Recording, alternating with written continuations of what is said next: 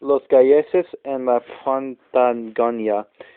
Impulsados por la promesa de tierras y libertad, los inmigrantes del país de Gales llegaron a Argentina entre 1865 y 1914 y se instalaron en la Patagonia.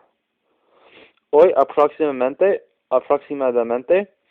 100.000 personas de ascendencia galesa viven en esa región, de las cuales unas 20.000 siguen hablando Gales.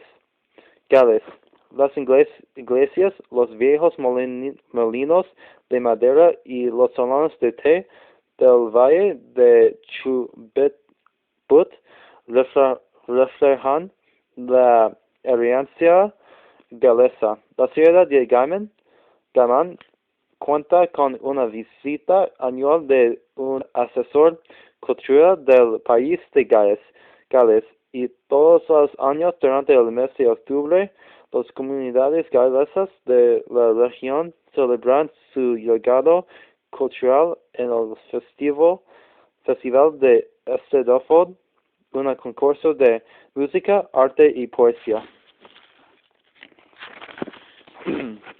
La Boca. Se sabrán muchos inmigrantes, marineros y trabajadores de las fábricas en La Boca, un barrio en el sureste de Buenos Aires. A, a mediados del siglo XIX era más común escuchar el italiano, el turco o el griego que el español en ese barrio. Sus casas coloridas, hoy símbolo de La Boca, se originaron también en el siglo XIX.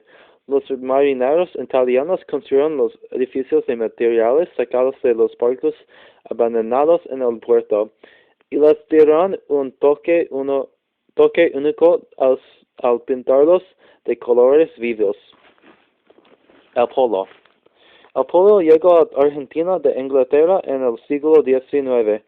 Los ingleses no solo construyeron los ferrocarriles que atravesaron el país, sino que encendieron la pasión por el caballo y los palos de polo.